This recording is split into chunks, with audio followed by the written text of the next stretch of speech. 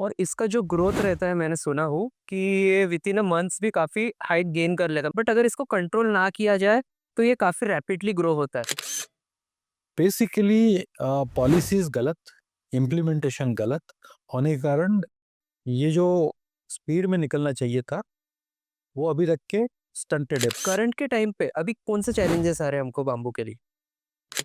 और वो नोटिफिकेशन होने के बाद में ये सेंटर के ख्याल में आया और मोदी सरकार ने एक जाहिरनामा निकाला पूरे देश के लिए और पूरे देश में जो ये टीपी का रेजिम था ये खत्म कर दिया। इसको फूड भी कंज्यूम किया जाता है जब वो कवला रहता है। तो फूड जो कंज्यूम किया जाता है वो इंडियन मार्केट्स में अवेलेबल है। और जो उद्योजक है वो भी बड़े पैमाने पे इसमें पैसा डालेंगे और कुछ अच्छे प्रोडक्ट्स निकालेंगे इसमें से। आज के हमारे गेस्ट हैं आनंद फिस्के, जिनके साथ हम डिस्कस करेंगे बाम्बू की कहानी। एक प्लांट जो तेजी से ग्रो करता है, कार्बन को अब्सॉर्ब करता है और क्लाइमेट चेंज के अगेंस्ट एक सस्टेनेबल हीरो बन जाता है। तो चलिए शुरू करते हैं।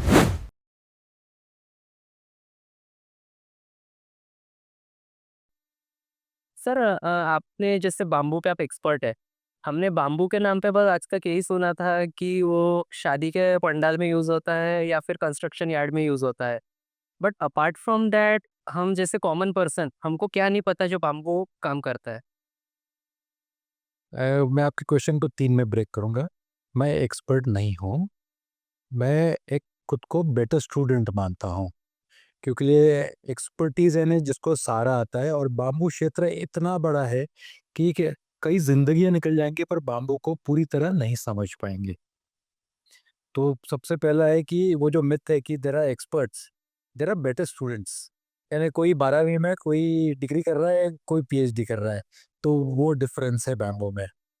और इतना वास्ट है वो। अपने देश में 136 वेराइटीज है और पूरे दुनिया में 1600 कुछ वेराइटीज है।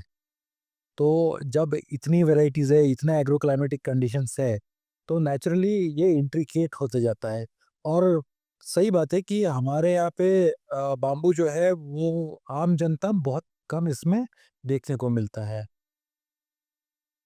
क्योंकि ये जैसे चाइना में, वियतनाम में, थाईलैंड में विकसित हुआ बैम्बू, हमारे यहाँ पे वो नहीं हो पाया है। उसके बहुत कारण है। गवर्नमेंट रेगुलेशन था, अभी गवर्नमेंट रेगुलेशन हट गया है। तो यूजुअली आम आदमी को दिखता है कि सीढ़ी बनी है, स्कैफोल्डिंग बना हुआ है, शादी के मंडप, ये मंडप, बस उसके आगे में कुछ दिखता ही नहीं है। या ज़्यादा से ज़्यादा अगरबत्ती की जो अंदर की जो काड़ी है वो बाम्बू के लोगों को इतना ही मालूम है, या चटाइयाँ बनती है। इसके अलावा बाम्बू के 10,000 यूजेज है। जो एडिसन ने जो पहला बल्ब बनाया था उसका जो फिलामेंट था वो बैम्बू कार्बन से बना हुआ था। अभी बैम्बू के टूथब्रश बन रहे हैं।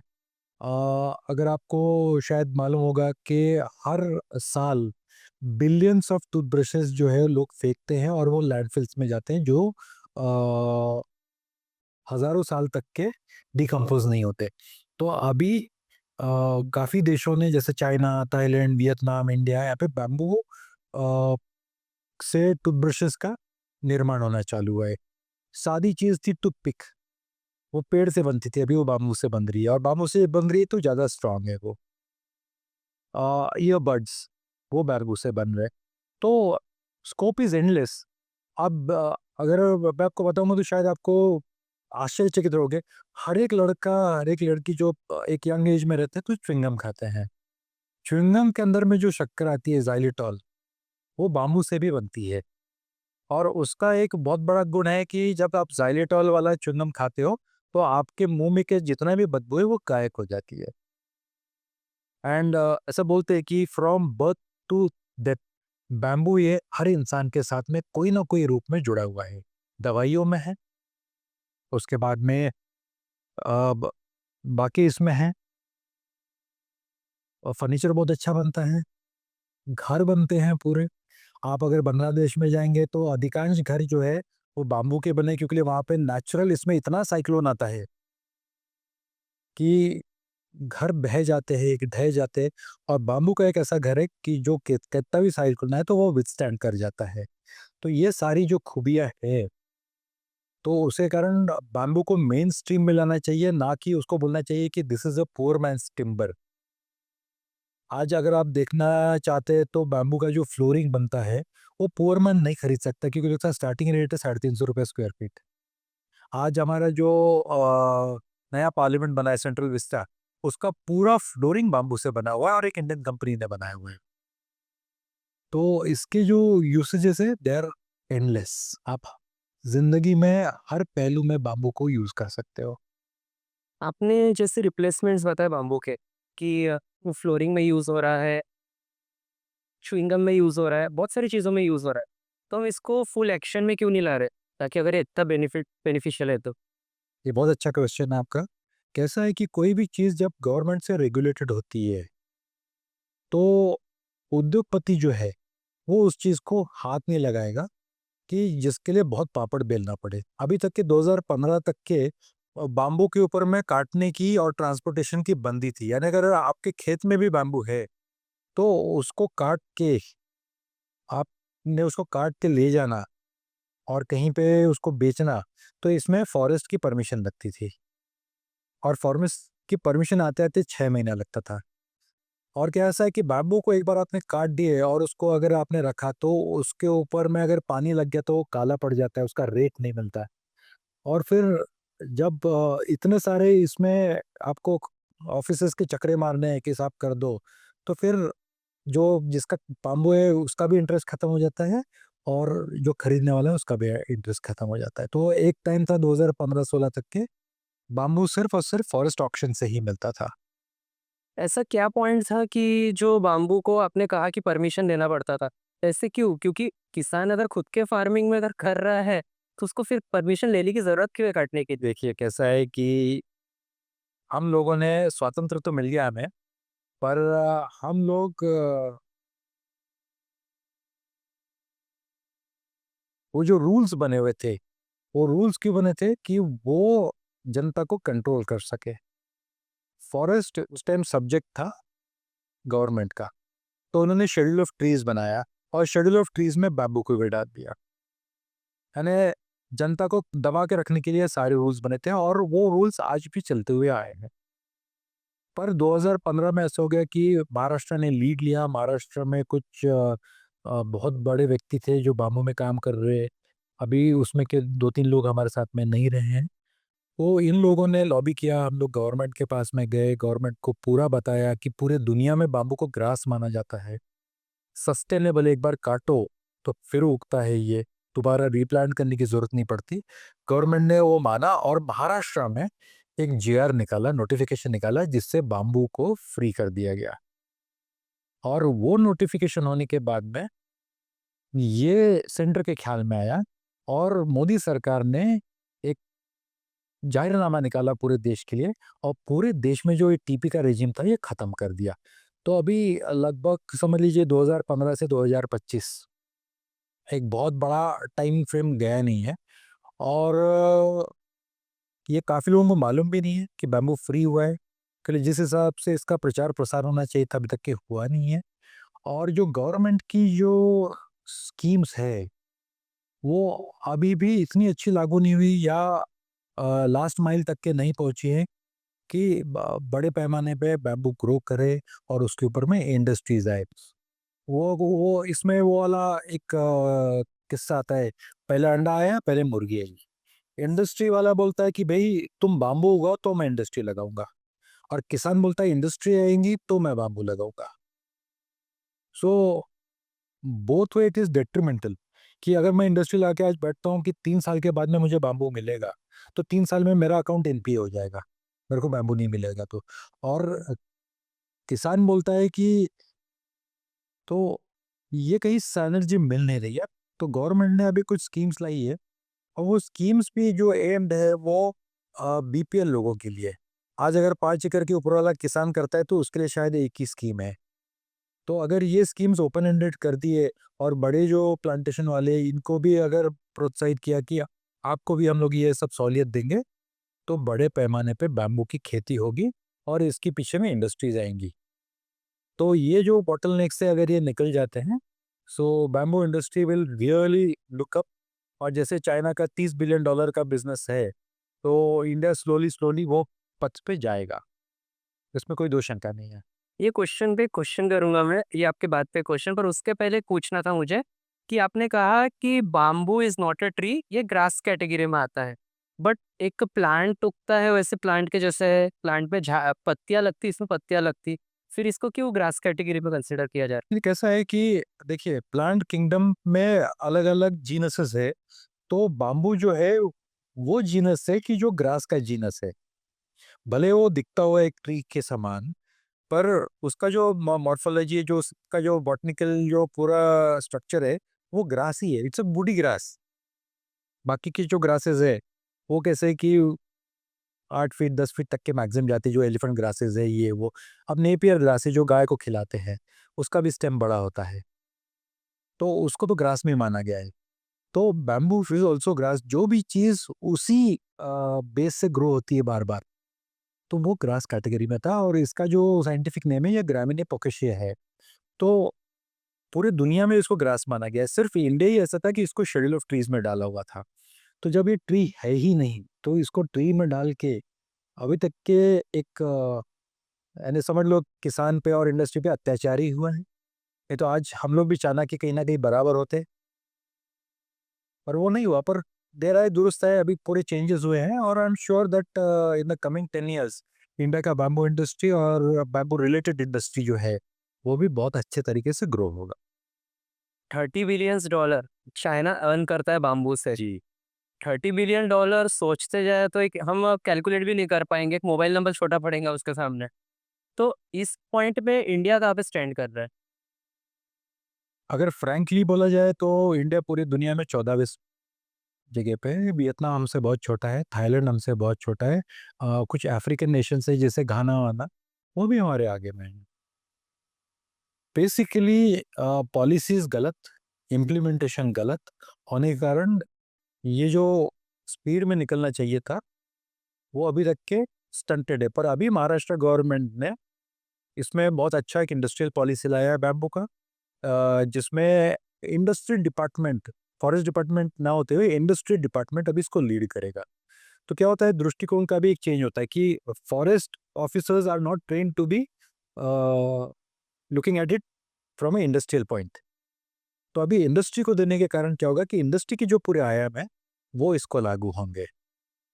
तो वो लागू होने के कारण वो जो पूरा स्ट्रक्चर है, पूरा उसमें सब्सिडीज है, जो बाकी इंडस्ट्री को सब्सिडीज मिलती, वो भी इसको मिलना चालू हो जाएगी। और कैसा है कि आप पूरी दुनिया में देखो, इंडिया में देखो, कोई इंडस्ट्री को जब तक कि गवर्नमेंट का सपोर्ट नहीं मिलता तब तक कि वो फ्लरिश नहीं होती है। और ये तो नई चीज है बैम्बू। अभी कैसा है कि बैम्बू को लेके बहुत सारे मिथ्स है, टैबूज है, कोई कुछ बोलता कोई कुछ बोलता। तो वो सारे जाने के लिए वो जो बादल है काले वाले, वो छटने के लिए थोड़ा टाइम लगेगा। पर अभी वो धीरे धीरे छटना चालू है, और आने वाला कल जो है it is going to be bamboo. India में हम कितने टाइप के बाम्बू नोटिस कर सकते हैं, कितने कैटेगरीज के बाम्बू? देखिए 136 स्पीसीज है, पर जो कमर्शियल स्पीसीज है वो लगभग 20 है। कैसा है, हर बाम्बू जो है वो ये इंडस्ट्रियल एप्लीकेशन में नहीं आ सकता है। उसके लिए हमको उसकी ग्रोथ देखना है, उसका गर्थ देखना है, उसका लेंथ देखना है, उसका नोड सेक्शन देखना है। तो ये सारी चीज़ें जब आप देखते हैं तो एक करीबन 20 ऐसी वेराइटीज़ है कि जो आइडियल है पूरी इंडस्ट्री के लिए। और अभी जो सिलेक्शन भी हो रहा है, जो शॉर्टलिस्ट भी बैम्बूज हुए, तो वही 20 जो वेराइटीज़ है उसी का बोलबाला है। और हमारे देश में जो हायरार्की है, सेंटर में नेशनल बैम्बू मिशन है, और उसके नीचे में स्टेट मिशन या स्टेट बोर्ड्स है। तो मेरे ख्याल से 2 या 3 स्टेट्स में ही बोर्ड्स है, जैसे महाराष्ट्र में बोर्ड है, बाकी जगह में मिशन है। अब मिशन और बोर्ड में बहुत फर्क रहता है। बोर्ड ऑटोनमस होता है, mission is finally regulated by the forest department itself. तो यहाँ पे बोर्ड को थोड़ी ऑटोनॉमी मिलती है। पर मेरे ख्याल में अगर आप बोलोगे तो अभी जैसा टीपी हट गई है, टीपी हटने के बाद में मैं नहीं समझता कि फॉरेस्ट डिपार्टमेंट के पास में ये बैम्बू रखना चाहिए। ये दे देना चाहिए एग्रीकल्चर डिपार्टमेंट के पास में। और जो इंडस्ट्री पार्ट है इम्प्लीमेंटेशन का, वो इंडस्ट्री को दे देना चाहिए। एग्रीकल्चर पॉइंट ऑफ व्यू से मैंने फैक्ट सुना था कि बाम्बू को ग्रीन गोल्ड कहा जाता है। आप इसको जस्टिफाई कर सकते हो, उसको ग्रीन गोल्ड क्यों कहते हैं? Very important and leading question कि सिर्फ बोलने से ग्रीन गोल्ड नहीं होता है ना? तो कैसा है कि अभी वेदर पैटर्न्स पूरे चेंज हो गए हैं। सारे सीज़न 15-20 दिन से आगे हो गए। बारिश का जो पहले पैटर्न था कि अपने यहाँ यूजुअली मानसून एक 60 दिन का रहता है, तो पूरे 60 दिन तो बारिश आती नहीं है, बट बारिश कैसे एक वेव एक पैटर्न में आती थी और वो जो वेव और जो पैटर्न है वो भी डिस्टर्ब हो गया है। तो अगर आप देखते रिकॉर्ड निकाल के, तो 75% जो आपका पानी गिरने वाला, जो रेन आने वाली है, वो 15% टाइम में गिर जाती है वो। इसका मतलब कि डाउनपोर बहुत ज़्यादा होता है, ह्यूज डाउनपोर। और वो डाउनपोर होने के कारण बारिश का जो पानी रिसना चाहिए था वो निकल जाता है वो। तो उस इसमें बाकी जो क्रॉप्स है वो सारे डैमेज होते हैं, किसान को नुकसान होता है। और जो हमारे यहाँ जो यूजुअल क्रॉप्स होते हैं, तो वो 30 दिन, अपना 30 बोलता, एक करीबन 120 दिन का एक साइकिल होता है एक क्रॉप का। तो उसमें 1 एकड़ के पीछे में जो क्रॉप्स है, वो किसान को करीबन एक 25 से 30 हज़ार रुपये पर एकड़ प्रॉफिटेबिलिटी देता है, अगर सम बराबर रहा तो। अब इसमें ऐसा है कि अगर किसान के पास में 5 एकड़ है और वो अगर 1 एकड़ में बाम्बू लगाता है, तो जो उसका गेस्टेशन पीरियड 3 साल का है। 3 साल में उसमें से उसको कुछ नहीं मिलेगा। पर जब चौथे साल से उसको मिलना चालू करेगा, तो लगभग उसको एक 70-80 हज़ार रुपये पर एकड़ इनकम मिलेगा उसको। और ये बावजूद कि वेदर चेंज हो गया है, कितनी भी बारिश हो, कितना भी कम बारिश हो, कितनी भी सूरज से भगवान अंगार बरसे, बैम्बू ग्रोस।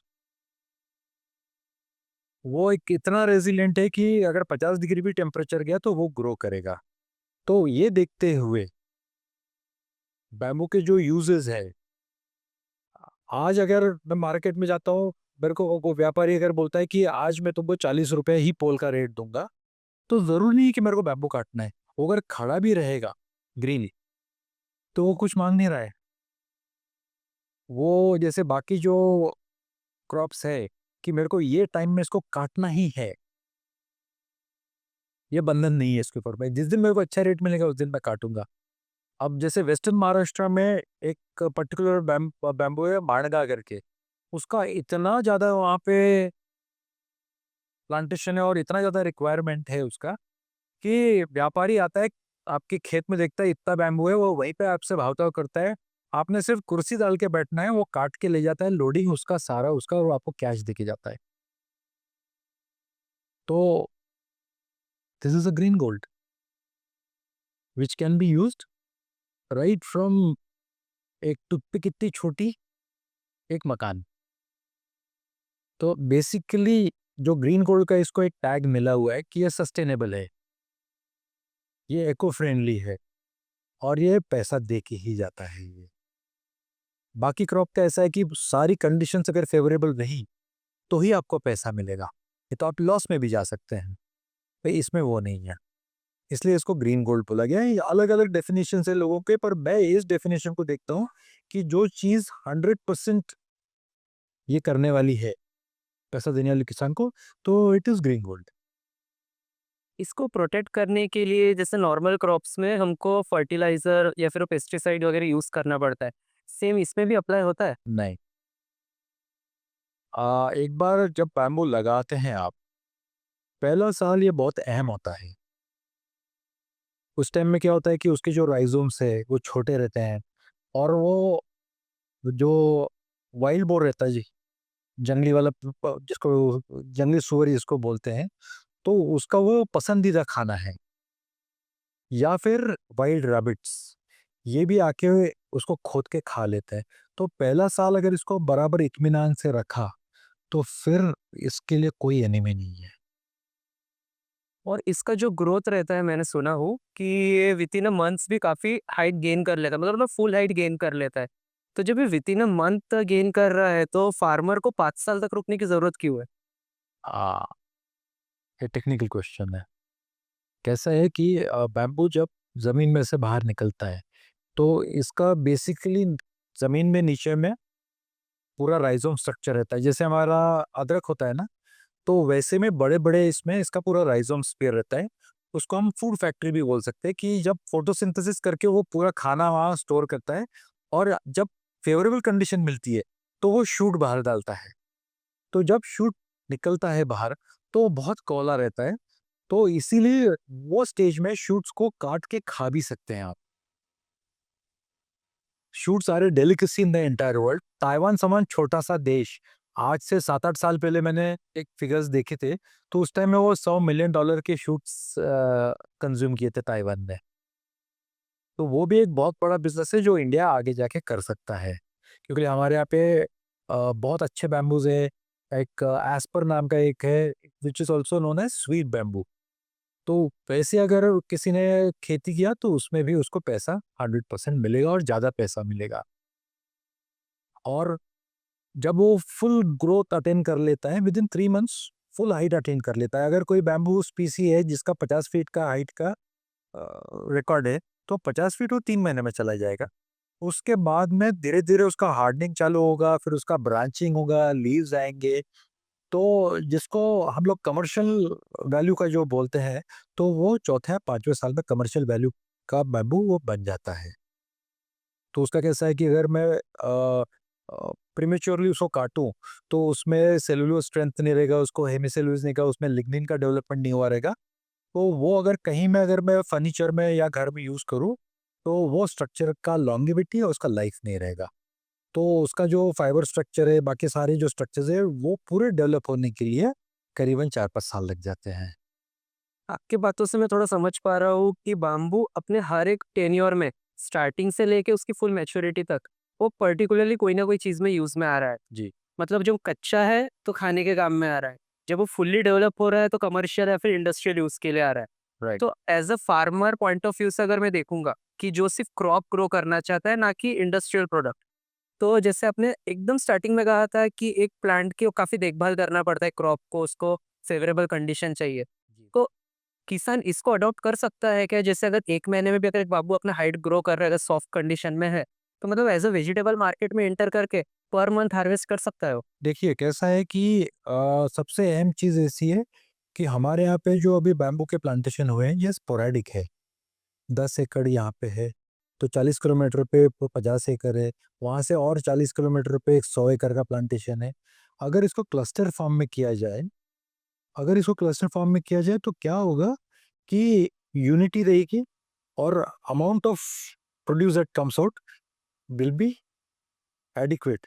आज आप कोई मार्केट में ले जाते हो ना, जैसे अगर आप एक फ्लावर मार्केट में भी जाते हो, तो वहाँ पे जब थोक में फ्लावर्स आते हैं तब वहाँ मंडी बैठती है, तब वहाँ सेलिंग और बाइंग होता है। तो अभी फिलहाल कैसा है कि बैम्बू का स्पोरेडिक है कि अलग अलग पॉकेट्स में बैम्बू ग्रो हो रहा है। अगर क्लस्टर में आ गया, अभी नागपुर के पास में 2 क्लस्टर्स, एक समुद्रपुर में, 2 समुद्रपुर में है, अपना हिंगन घाट में। तो वो करीबन दोनों 100-100 एकड़ में। तो जब ये किसी से अगर डील भी करते हैं तो इनके पास में बार्गेनिंग पावर रहेगा। मेरे पास 100 एकड़ में बैम्बू है, आप आपकी इंडस्ट्री भी यहाँ पे आके लगा सकते हो। क्योंकि इंडस्ट्री को क्या चाहिए, रॉ मटेरियल पास में चाहिए। और आज अगर आप देखो कि अगर मेरे पास में 10 एकड़ यहाँ है, 40 एकड़ पे और एक 20-25 एकड़ में, तो मेरे को लॉजिस्टिक्स में नहीं पुराएगा। तो धीरे धीरे अभी ये इसका जो पूरा जो चलन है वो इस हिसाब से आएगा कि यहाँ पे क्लस्टर्स, और गवर्नमेंट भी क्लस्टर्स को प्राधान्य दे रहा है। तो अगर क्लस्टर्स बनते हैं तो 100% ये सारी जो इंडस्ट्रीज है ये फ्लरिश होंगी, और जो उद्योजक है वो भी बड़े पैमाने पे इसमें पैसा डालेंगे और कुछ अच्छे प्रोडक्ट्स निकालेंगे इसमें से। सर मुझे एक ये बात पूछना था, जैसे मैंने वो एक शो आता था मैंने डिस्कवरी चैनल पे, मैन वर्सेस वाइल्ड। तो अभी तक के तो हमें ये पता था कि जो अगर नेचुरली अगर कोई अगर वाटर हमको मिलता है तो कोकोनट प्रोवाइड करता है, जो कि नेचुरल वाटर रहता है। बट उस मैन वर्सेस वाइल्ड में मैंने देखा था कि वो बाम्बू को करता है, बाम्बू को हीट करके उसमें से पानी निकलता है और वो पानी पीता है। जी। तो क्या ये वाटर सोर्स भी बन सकता है ये? देखिए कैसा है कि बहुत सारी चीज़ें जो टीवी पे दिखती है ना, वो व्यूअरशिप के लिए भी होती है। बैम्बू में से पानी निकलता है पर 12 ही महीने नहीं मिल सकता है उसमें से पानी। जैसा ड्राई सीजन होता है तो पानी वो कंज्यूम हो जाता है। अगर पोस्ट मानसून आप देखोगे तो उसमें वाटर कंटेंट ज़्यादा रहेगा, और कुछ स्पीसीज में रहता है, कुछ स्पीसीज में नहीं रहता है। And that water is pure, very good for health. पर सब लोगों को नहीं मिल सकता, और उसका बॉटलिंग अगर करने जाएंगे तो उसका कॉस्ट बहुत हेवी रहेगा। और सब लोग वो टेस्ट को एक्सेप्टेबिलिटी नहीं देंगे। तो बेहतर है कि बैम्बू को उस एंगल में ना ले जाते हुए जो बाकी की जो 10,000 यूजेस है उसी के तक के अगर हम लोग रहते हैं तो that would be much better. और बाम्बू का मैंने पॉइंट सुना था कि ये मतलब बेनिफिशियल है हर पॉइंट ऑफ व्यू से, मतलब जितने फैक्ट पता चले। बट अगर इसको कंट्रोल ना किया जाए तो ये काफ़ी रैपिडली ग्रो होता है। तो जो कि एक फार्मर पॉइंट ऑफ व्यू तो अच्छी बात है, रैपिडली ग्रो हो रहा है, बट दूसरे क्रॉप्स को भी असर करता है। तो इस चीज़ में आप क्या कहना चाहेंगे? देखिए, बैम्बू में दो टाइप के बैम्बूज है। एक तो क्लम्पिंग बैम्बू है और एक रनिंग बैम्बू है। रनिंग बैम्बू में ऐसा होता है कि आपने बैम्बू यहाँ लगा दिया तो वो रनिंग शूट्स फेंकना चालू करता है और वो दौड़ना चालू करता है एक डायरेक्शन में या दो डायरेक्शन में। तो वो आपका जो बाउंड्री है वो क्रॉस करके अगले के भी खेत में चला जाएगा वो। पर लकीली इंडिया में 2-3 स्पीसीज छोड़ के बाकी के जो पूरे बैम्बूज है वो क्लम्पिंग है। क्लम्पिंग यानी ऐसा है कि अगर आपने यहाँ लगाया तो वो सिर्फ अपना उसका दायरा बड़ा करता है, वो रन नहीं करता। तो clumping bamboos are any day better, जिसको सिम्पोडियल बैम्बू बोलते हैं, एनी डे बेटर कि आप उसको मैनेज कर सकते हो।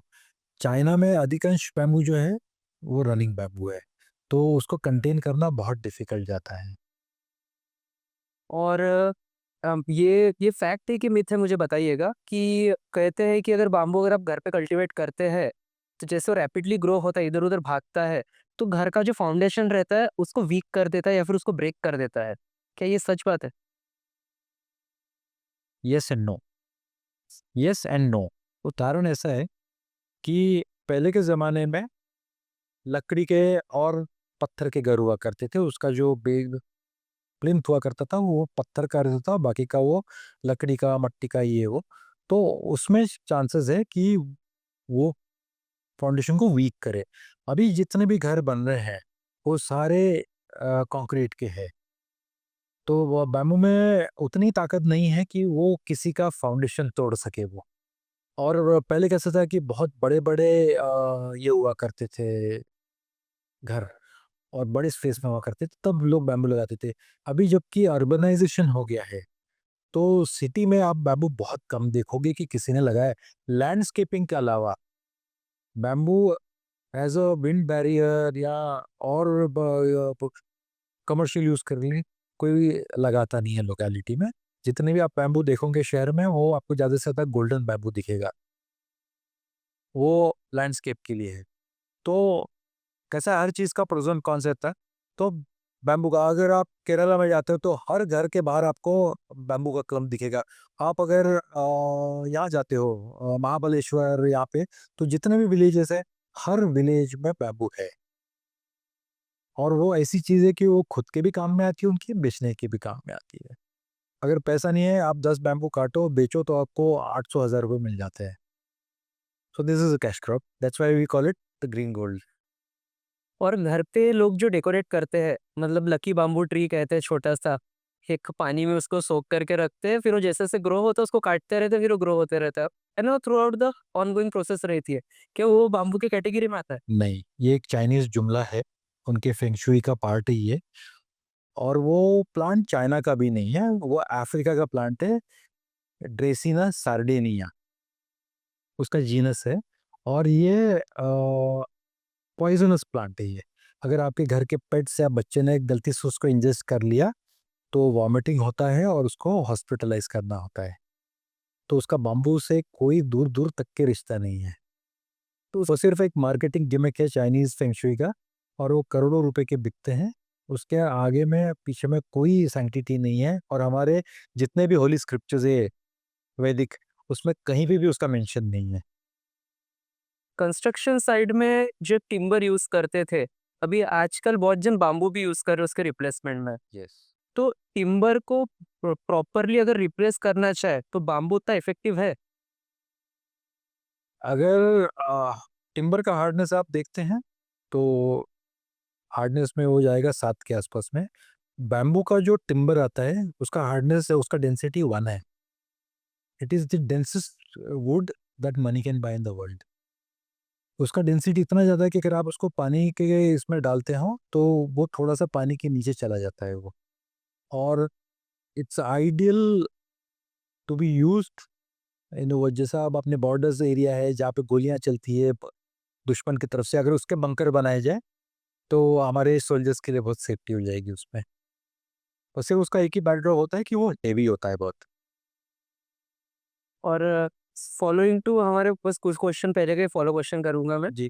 कि आपने कहा था कि एज अ उसको फूड भी कंज्यूम किया जाता है जब वो कवला रहता है, तो फूड जो कंज्यूम किया जाता है वो इंडियन मार्केट्स में अवेलेबल है ये? इंडियन मार्केट में टिन में आपको शूट्स मिल जाते हैं, और अगर आप नॉर्थ ईस्ट जाते हैं, इवन बंगाल जाते हैं, केरला जाते हैं, तो इसकी चटनियाँ, इसके अचार, इसकी मिठाई सारा मिलेगा आपको। बाम्बू का बाम्बू का आपने कभी ट्राई किया है ये फूड? मैं सारे खा चुका हूँ, एंड दे आर गुड। यानी अगर उसकी मिठाई खाए तो एक शुगरी सिरप में वो मिठाई बनती है, तो थोड़ी सी पेठे समान लगती है वो। अच्छा। तो इसमें जो इसका जो मतलब जो खाने की चीजें बनती है, तो ये न्यूट्रिशनली बेनिफिट है कि टेस्ट बेनिफिट? है न्यूट्रिशनल बेनिफिट। टेस्ट वाइज कैसा है ये? कैसा है, देखिए टेस्ट वाइज जब शूट जो रहता है ना, तो उसमें थोड़ा सा बिटरनेस रहता है, पर जब उसको प्रिपेयर करते तो वो बिटरनेस निकल जाता है। और एक बार वो बिटरनेस निकल गया, उसके बाद में इट इज़ वेरी पैलेटेबल। उसके चटनियाँ बनती हैं, उसके चिप्स बनते हैं, कुछ सब्जी बनती है उसकी। नॉर्थ ईस्ट में इवन नॉनवेज के साथ में मिला के खाते हैं, और ऐसा कहते हैं कि अगर बाम्बू खा लिया तो अगर कोई पेट की बीमारी है तो वो ठीक हो जाती है। और जो मैंने फैक्ट पढ़ा था कि इसमें यानी बाम्बू काफ़ी कैपेबल होता है इन टर्म्स ऑफ कार्बन यानी अब्जॉर्ब करने के लिए। इस बारे में आप क्या कहेंगे? ये कोई रॉकेट साइंस नहीं है। जो वनस्पति इतने तेजी से बढ़ती है, तो नेचुरली इसको बहुत सारा सनलाइट और कार्बन की ज़रूरत है। तो जितना जल्दी बड़ा होगा उतना ज़्यादा वो कार्बन खाएगा। तो सारे जो दुनिया के टॉप मोस्ट एक्सपर्ट्स हैं, उनका कहना है कि बाकी के पेड़ों की तुलना में बैम्बू 35% ज़्यादा ऑक्सीजन देता है और ज़्यादा कार्बन सेक्वेस्ट्रेशन करता है। अगर एक मैच्योर पेड़ आपका 200 किलो के आसपास में अगर कार्बन सेक्वेस्ट्रेशन करता होगा, तो वही बैम्बू का एक मैच्योर क्लम करीबन 450 किलो साल में करेगा।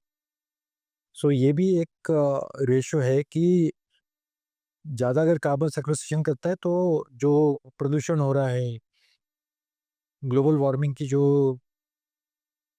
बात की जा रही है सारे फोरम पे, उसके लिए bamboo is a very capable tool to mitigate mitigate to global warming. इस लेवल पे अगर बाम्बू के लेवल पे अगर बात किया जाए, तो ये जैसे काफ़ी कार्बन अब्ज़ॉर्ब कर लेता है ताकि एनवायरनमेंट अच्छा रहे। तो आपको ऐसा लगता है अगर बाम्बू के अगर हमने काफ़ी अगर प्लांटेशन की, अगर लोगों ने घर-घर पे भी अगर अपने एक-एक प्लांट अगर लगाए, इससे ग्लोबल वार्मिंग कंट्रोल में ला सकते हैं? देखिए ये ऑलरेडी महाराष्ट्र में चालू हो चुका है। गवर्नमेंट ने जो टास्क फोर्स बनाया है, तो उसमें बैम्बू को बहुत प्राधान्य दिया हुआ है कि इसका लाखों में प्लांटेशन करें, ताकि वो इफेक्ट मिल सके। पर वही फिर से मैं वही पॉइंट पे आऊँगा कि अगर स्पोराडिक करते हैं, तो उसका इफेक्ट उतना नहीं मिलेगा, क्योंकि जितना हमको कार्बन सेक्वेस्टर करने की ज़रूरत है, उतना ही जो ड्राई वेदर से, जैसा नागपुर का वेदर बहुत ज़्यादा ड्राई है, इसलिए Nagpur is a very dusty city. आप देखोगे कि हमारे यहाँ पे बहुत ज़्यादा धूल होती है। तो ये धूल 2 कैटेगरी में आती है, PM10 और PM2.5। ये पार्टिकुलर मैटर होता है। तो मैंने एक दस्तावेज़ पढ़ा था जिसमें लिस्टिंग की थी पूरी दुनिया के सिटीज़। उसमें नागपुर 33rd प्रोडक्ट था कि नागपुर में डस्ट होने के कारण PM2.5 और PM10 बहुत ज़्यादा है। हम लोग मेरे ख्याल से दिन में हज़ारों बार में साँस अंदर लेते छोड़ते, तो वो पूरा पर्टिकुलर मैटर जो है वो नाक में जाता है। पर अगर आप बैम्बू के या कोई प्लांट के बैरियर्स बनाते हो, तो वो झाड़ सिर्फ कार्बन सेक्वेस्ट्रेशन नहीं करता, पर वो मॉइस्चर भी देता है, और उसके बाद में वो डस्ट को भी अड़ाता है, वो साउंड को भी रोकता है। और बैम्बू में और एक क्वालिटी है कि वो पैथोजेंस को भी रोकता है। पैथोजेंस जैसे? जो वायरसेस है, जो बैक्टीरिया है, वो उसको रोकता है। बैम्बू एक ऐसी वनस्पति है कि जिसको आप phytoremediation of contaminated soil and water ही कर सकते हैं। यानी बैम्बू में इतनी ताकत है कि अगर कंटामिनेशन सॉइल में है 11 पीएच का या पानी में 11 पीएच का है, वो उसको न्यूट्रलाइज कर सकता है। अगर आर्सेनिक पॉइजन का भी स्तर बहुत ज़्यादा है तो उसको भी वो चेक करता है। तो जो हमारे नदी नाले जो सब खराब हो चुके हैं, अगर वहाँ पे भी हम लोग इसको लगाते हैं तो वो कई हद तक के वो उसको साफ करेगा। और सॉइल इरोजन जो होता है, ये बाम्बू का मैंने सुना था कि वो जो रूट रहता है वो सॉइल को पकड़ के रखता है। तो इस पॉइंट पे as compare to other plant ये कितना इफ़ेक्टिव होता है? अगर आप बैम्बू लगाते हैं तो विदिन 3 इयर्स वो 70% सॉइल इरोजन को अरेस्ट कर देता है, विदिन 3 इयर्स। अगर आप बाकी चीज़ें लगाते हैं जैसा वेट रिवर ग्रास है, वेट रिवर ग्रास का एक माइनस पॉइंट है कि जहाँ पे मॉइस्चर कम हो गया, जहाँ पानी कम हो गया, वो सूख जाता है और वो रूट्स फिर से उसके छोड़ देते हैं। पर बैम्बू का ऐसा है कि उसको बिल्कुल मिनिमल पानी भी मिल गया, थोड़ा-सा भी उसको कंडेंसेट मिल गया तो वो पकड़ के रखता है। तो जितने भी नाले, नदियाँ हैं, पहले इसके बॉर्डर्स पे आपको बैम्बू देखने को मिलता है। तो जो उसका एम्बैंकमेंट रहता है, जो ब्रीच होके पानी फिर गाँव में, खेतों में घुसता है, वो बैम्बू उसको अरेस्ट करता है। आज अगर सबसे अगर आपको अहम देखना है तो आप गूगल करिए, अफ्रीका ने अभी ये चीज़ अडॉप्ट की है क्योंकि उनके उसमें बहुत पैसा नहीं होने के कारण वो नदी न जितने भी उनके यहाँ नदियाँ जो बह रही है, जो नाले बह रहे हैं उनके, तो उसके बॉर्डर पे उन्होंने बैम्बू लगाना चालू किया है। और ये हमारे यहाँ पे एक एंशिएंट विज़डम था कि अगर आप बैम्बू लगाएँगे तो जो बाँध है वो टूटेगा नहीं। पर वो over the period of time वो धीरे-धीरे, धीरे-धीरे, धीरे-धीरे वो दूर होता चला गया है। पर जहाँ-जहाँ मैंने देखा हो कि कितने भी बाढ़ आ जाए, बैम्बू झुक जाएगा पर वो मट्टी को नहीं छोड़ेगा वो। तो ये बहुत सस्ते में और बहुत इफ़ेक्टिव वे में आप आपके नदी-नालियों को और आपके स्पेशली खेतों को, जो खेत नदी-नाले से लगे हुए हैं, जिसका सॉइल बह जाने का डर है, अगर वहाँ लगाते हैं तो ये अरेस्ट करेगा और ये बहुत सिंपल और सस्ता सॉल्यूशन है ये। लैंडस्लाइडिंग को रोकने में बाम्बू कैसे हेल्प करता है? सेम जो बोला मैं आपको, लैंडस्लाइड कब होता है कि जब मिट्टी लूज़ हो जाए। जो इसके रूट्स है, भले इसका जो रूट्स फिर वो 2.5 फीट से नीचे नहीं जाता, पर इसके जो रूट्स है, वो ह्यूमन हेयर के समान होते हैं और वो पूरे डायरेक्शन में फैल जाते हैं। जब फैलते हैं तो जहाँ-जहाँ वो जाएँगे वो मिट्टी को पकड़ के रखते हैं। तो जैसा अगर 15-15 फीट पे बैम्बूज़ लगे हुए हैं, तो इसका दायरा वहाँ तक के, उसका दायरा आगे तक के, तो वो पूरे एक नेट बन के उसको रोक लेता है वो। So it's a very effective tool for landslide prevention. बहुत बहुत सुंदर तरीका है। इतने महँगे जो अपने आप पे अभी आए हैं कि उसमें बोल्टिंग करो, फिर उसमें तार लगाओ, ये करो, वो करो। तो बैम्बू और अगर वेट्रीवर घास का ये कॉम्बिनेशन किया, तो लैंडस्लाइड 100% रोक सकते हैं। जैसे हमने बाम्बू का एक देखे कमर्शियल यूज़ समझे हमने। इसका लैंडस्लाइड मतलब क्लाइमेट साइड हमने समझे। यहाँ तक कि इसका आपने कहा कि इसके खाने की चीज़ें भी बनती हैं, हमने ये भी टॉपिक समझ लिए। बट ये क्या फैब्रिक इंडस्ट्री में भी है बाम्बू? हाँ, बहुत बड़े पैमाने पे है और फिलहाल चाइना लीड कर रहा है। बट अनफॉर्चुनेटली ऐसा है कि उसको लेबल किया जाता है कि बैम्बू फैब्रिक, और उसके जो बैम्बू के गुण हैं, bamboo by birth is anti fungal, anti microbial, anti static.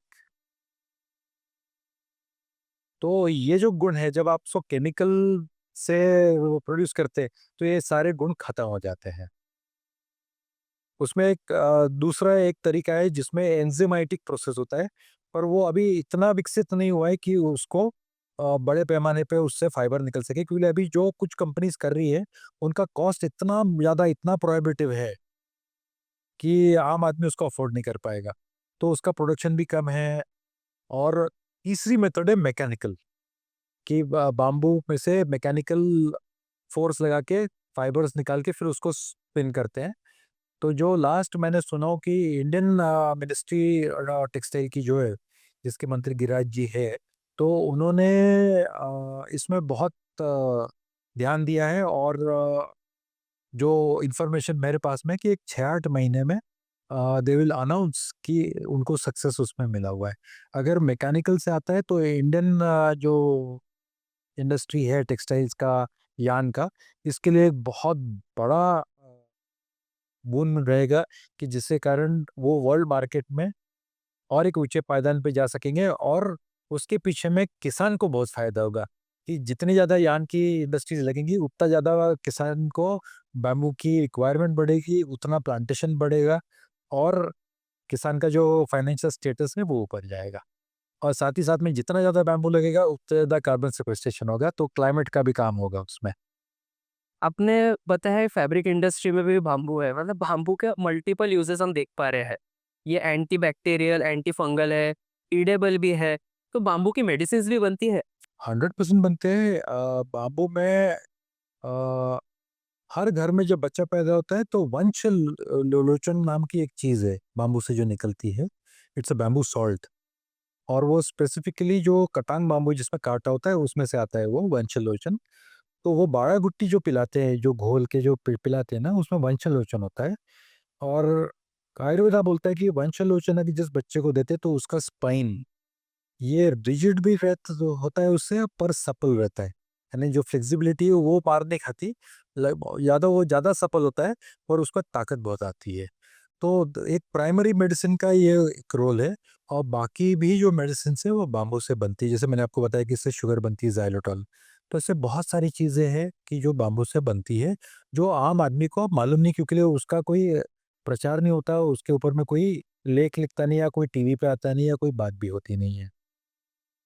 Bamboo के हम इतनी सारी क्वालिटीज़ देख पाए हैं, क्या ये प्लास्टिक इंडस्ट्री में भी घुस सकता है? हाँ, अभी लेटेस्ट जो रिपोर्ट्स आए हैं कि चाइना ने बैम्बू से प्लास्टिक बनाना चालू कर दिया है, जो कि अगर आप ज़मीन में डालते हैं तो 50 दिन में बायोडिग्रेड होता है, 50 डेज़।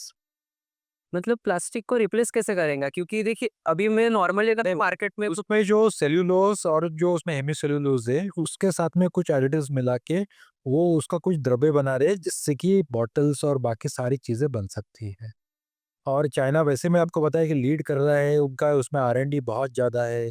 अगर $30 बिलियन का अगर उनका व्यवसाय है, तो कुछ चंद मिलियन डॉलर्स निकाल के उसका R&D करना ये कोई बहुत बड़ी बात नहीं है उनके लिए। और उनका सरकार बहुत ज़्यादा प्रोएक्टिव है इसमें। उनके यहाँ पे सब्सिडीज़ भी बहुत ज़्यादा है और इंसेंटिव्स भी बहुत ज़्यादा है, तो उन्होंने ये सक्सेसफुली किया। और अभी फ़िलहाल सोशल मीडिया पे वो बहुत गूंज रहा है वो, कि उन्होंने उससे बैम्बू प्लास्टिक बनाया हुआ है करके। तो वैसी चीज़ें इंडिया में बन सकती है। अभी धीरे-धीरे जो हमारे यहाँ के IITs है और ये भी स्टूडेंट्स जो है इसमें उतरेंगे और वो भी अपना रिसर्च करेंगे इसमें। अभी मैं एक प्रॉफिट पॉइंट ऑफ व्यू से क्वेश्चन पूछूंगा मैं, क्योंकि लोगों को जब तक के यानी हम काफ़ी डेडिकेटेड रहते कुछ भी करते हैं, बट जब तक कि इंसान के दिमाग में पैसा नहीं आता है, वो उतना मोटिवेट हो ही नहीं पाता है। क्योंकि इवन ऑफिस में भी कोई वर्कर रहता है, वो जाता है मन मार के काम करता है, पर जब उसको ओवर टाइम करने बोलते हैं नहीं करेगा। अगर उसको बोलेगा कंपनी में तेरे को पैसा दे रहा हूँ, वो खुशी से बैठ के करेगा। तो एक एग्रीकल्चर पॉइंट ऑफ व्यू से, अगर प्रॉफिट पॉइंट ऑफ व्यू से मैं बोलूंगा, बाम्बू की कौन सी ब्रीड है जो मोस्ट प्रॉफिटेबल आएंगी? देखिए, कैसा है कि एक कॉमन यार्डस्टिक पूरे महाराष्ट्र के लिए या पूरे इंडिया के लिए नहीं लगा सकते। एग्रो क्लाइमेटिक कंडीशंस जो होती है, वो देख के अगर हम लोग राइट स्पीसी का अगर सिलेक्शन करते हैं, जो 20 कमर्शियल स्पीसीज़ हम लोगों ने शॉर्टलिस्ट की है, अगर वो हम लोग चूज़ करते हैं तो 100% किसान को प्रॉफ़िट होगा। जैसे वेस्टर्न घाट्स है, जहाँ पे 3000 मिलीमीटर के ऊपर बारिश होती है, तो वहाँ पे most of the species perform very well. अब हम लोग एग्ज़ैक्टली एक हॉट एरिया में सेंट्रल इंडिया में, तो बीच में क्या हो गया था कि जब बैम्बू का नया-नया ये चलन हुआ था, बैम्बू बोर्ड बना हुआ था, तो उस टाइम में बैल्कोआ करके एक बैम्बू है, उसका बहुत ज़्यादा चलन हुआ और जितना प्लांटेशन महाराष्ट्र में हुआ उसका 60% बैल्कोआ का हुआ। और बैल्कोआ एक बहुत सुंदर स्पीसीज़ है, ये नॉर्थ ईस्ट की है। नॉर्थ ईस्ट में बहुत सुंदर उगती है वो। और नॉर्थ ईस्ट से मंगा के यहाँ के जो बैम्बू आर्किटेक्ट्स हैं वो यूज़ करते हैं कंस्ट्रक्शन में। पर जब यहाँ पे लगाई गई वो, तो हम लोगों ने पाया गया कि उसको पानी बहुत लग रहा था। हर दूसरे दिन उसको इरिगेशन की ज़रूरत थी। और जो क्वालिटी आपको नॉर्थ ईस्ट में मिल रही है, जो गर्थ आपको नॉर्थ ईस्ट में मिल रही है, उसका 1/3 भी यहाँ पे आ नहीं रहा था।